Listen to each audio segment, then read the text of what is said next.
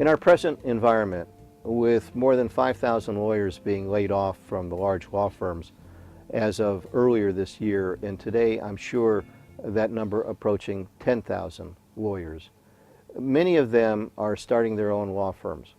And there are some things to think about before you actually go into it. We've talked about some of these areas before, but I'd like to just kind of quickly identify about 9 or so areas or mistakes to avoid when starting your own new law firm.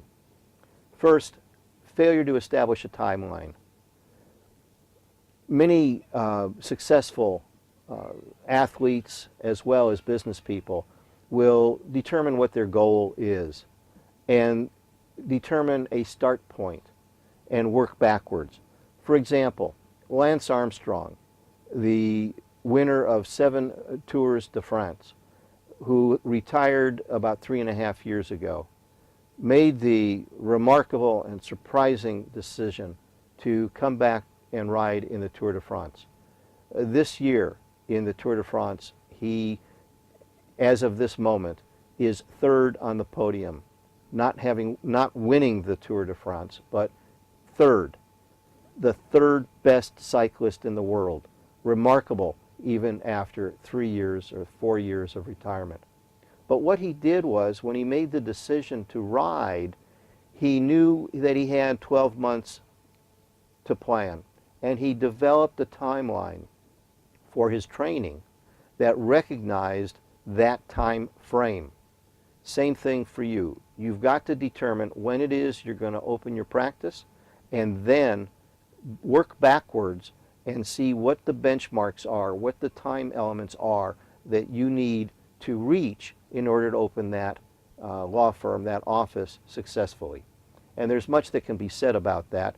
You can take a look at chapter 36 in my book, The Attorney and Law Firm Guide to the Business of Law, 2nd edition, published by the American Bar Association, to see the checklist and timeline that I'm talking about that might be applicable for you.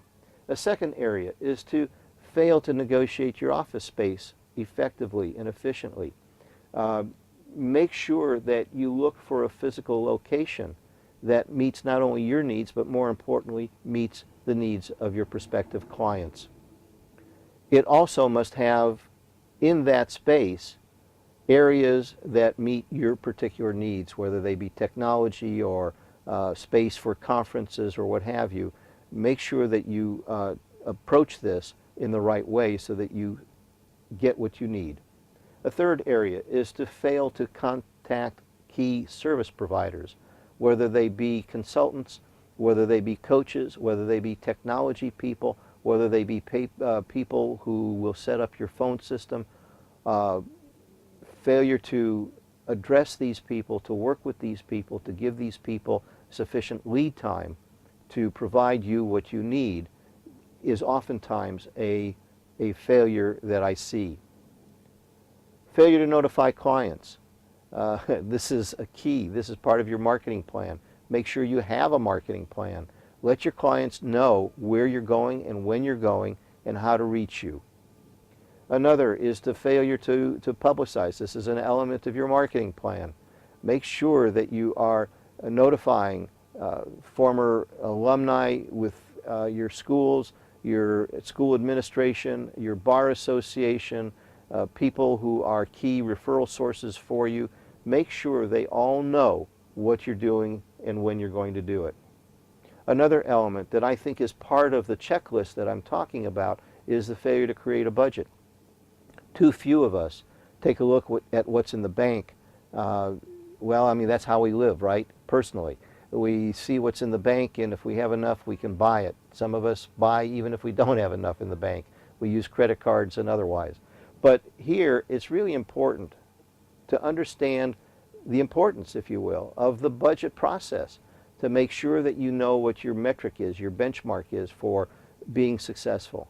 If you fail to do that, you're going to wind up in trouble.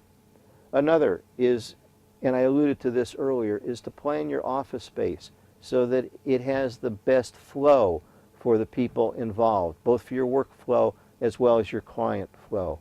I was talking to a client of mine not long ago, and they had 3 floors of a particular building, and because of the economy and because of better office space planning, they were able to eliminate 1 complete floor.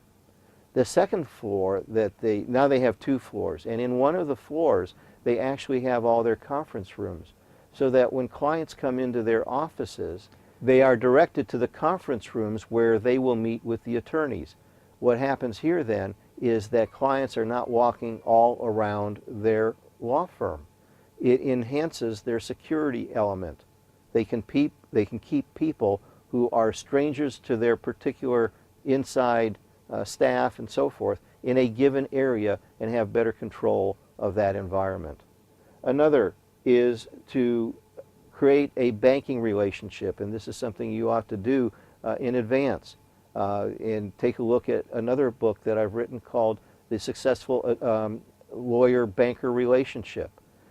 Make sure you have a good relationship with a banker for a number of reasons. One of which is if you need to borrow money, if you need a line of credit, they're the people who can help you.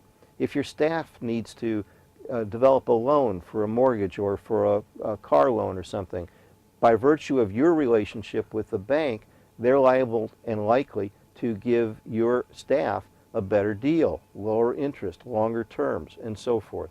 Oh, and did I say that bankers can be tremendous referral sources? Absolutely. They see hundreds and thousands of people who need lawyers. Are they referring those people to you or not?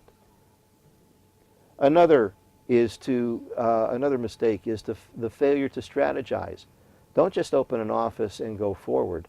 Open an office with a particular strategy. Know who your target market is. Know how you're going to reach that target market. Know how the environment that you're now setting up will impact that environment when they come to see you. Create the strategy for your success. Don't let it just happen. Happen chance works for some of us, but not many. Thanks for joining us again today. This is Ed Pohl on the road.